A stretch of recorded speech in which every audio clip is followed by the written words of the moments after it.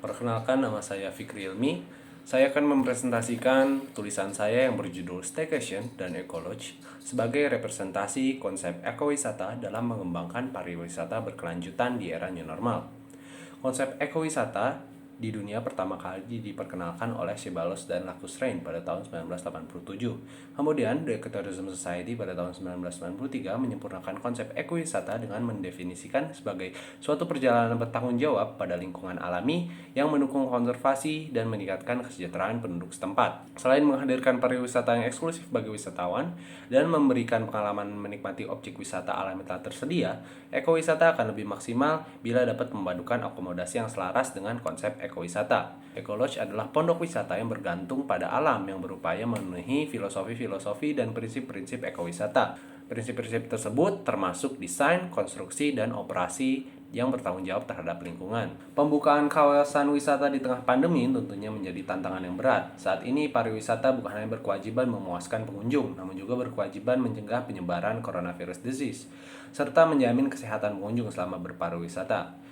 Protokol kesehatan tentunya menjadi komponen yang wajib diberlakukan di era new normal. Pembatasan jumlah pengunjung dan social distancing adalah hal yang penting dilakukan oleh suatu kawasan wisata dalam mencegah penyebaran COVID-19. Sehingga suatu destinasi wisata perlu memerlukan pembatasan jumlah pengunjung agar menghindari dampak negatif.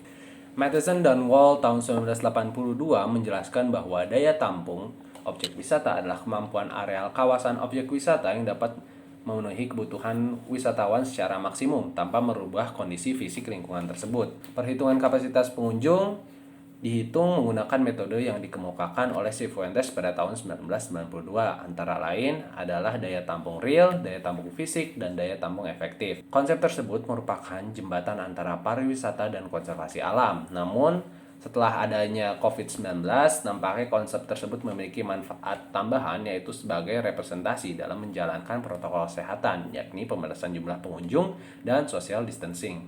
Staycation yang awalnya memiliki arti berlibur di rumah, saat ini telah bergeser dan memiliki artian yang lebih luas, yakni adalah berdiam di hotel, penginapan, dan lain-lain, yang saat ini adalah suatu tren yang sangat populer. Menurut Kementerian Pariwisata, staycation merupakan opsi berwisata terbaik di tengah-tengah pandemi ini. Hal ini diakibatkan karena gerakan masyarakat dalam berwisata ini cenderung lebih terarah dan cenderung lebih terbatasi karena kegiatan dan aktivitas berwisata hanya dilakukan di kamar hotelnya masing-masing. Pengembangan ekowisata harus benar-benar dilakukan dengan penuh kehati-hatian dan pengelolaan yang cermat, tidak terjebak atau tergiur pada ekonomi jangka pendek, tapi harus berpedoman pada pengembangan berkelanjutan. Oleh karena itu, kebijakan dalam kaitan dengan ekowisata dilandasi oleh dimensi ekologi, yakni antara lain penentuan dan konsistensi pada daya dukung lingkungan, pengelolaan limbah yang terpadu, prioritas pengembangan produk jasa layanan berbasis lingkungan, serta peningkatan kesadaran lingkungan dengan kebutuhan konservasi. Penerapan Ecolodge sebagai pelengkap ekowisata merupakan konsep yang sesuai dalam menyelenggarakan keberlanjutan pariwisata. Karena hotel bukan hanya sekedar sebagai tempat menginap, namun hotel juga dapat dikatakan sebagai daya tarik wisata. Berdasarkan Undang-Undang Pariwisata Nomor 10 Tahun 2009, bahwa setiap pengusaha pariwisata berkewajiban untuk memelihara lingkungan yang bersih, sehat, asri, serta memelihara kelestarian lingkungan alam dan budaya. Proses pengelolaan hotel dapat dikatakan cukup rentan terhadap munculnya dampak negatif bagi lingkungan maupun dampak sosialnya. Maka dari itu, untuk mengantisipasi dampak negatif, maka pengelola hotel sangat tergantung pada proses AMDAL, UKL, atau UPL. Dalam perencanaan dan pembangunan Ecolodge, harus ditekankan bahwa hal utama mengenai Ecolodge adalah Ecolodge bukanlah hal utama, tetapi lingkungan alami yang menjadi fokus utamanya. Bagaimanapun, Ecolodge berkualitas dapat menjadi penyebab utama wisatawan berpergian ke suatu destinasi wisata.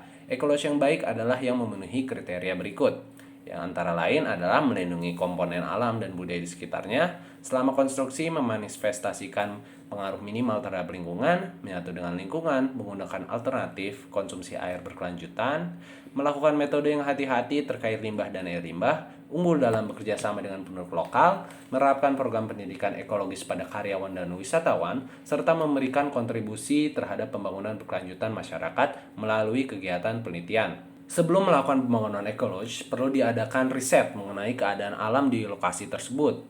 Hal ini untuk memperoleh data yang dapat digunakan untuk mendapatkan desain ekologi yang sesuai dengan kondisi lingkungan. Dalam setiap pengembangan, sangat penting untuk memastikan pembangunan mengenali alam dan karakteristik ekosistem yang ingin dihuni. Dalam hal ini, meliputi karakteristik tanah, cuaca, dan vegetasi. Saat mendesain ekologi, seorang desainer harus mengenali biota yang ada di dalamnya. Desain yang sesuai dimaksudkan untuk mencapai keberlanjutan dalam kualitas hidup bagi lingkungan dan komunitas yang berinteraksi sehari-hari. Kebersamaan dengan pengembangan ekologi dan usulan pengembangannya harus merupakan dari bagian ekologi dan budaya yang ada di alam.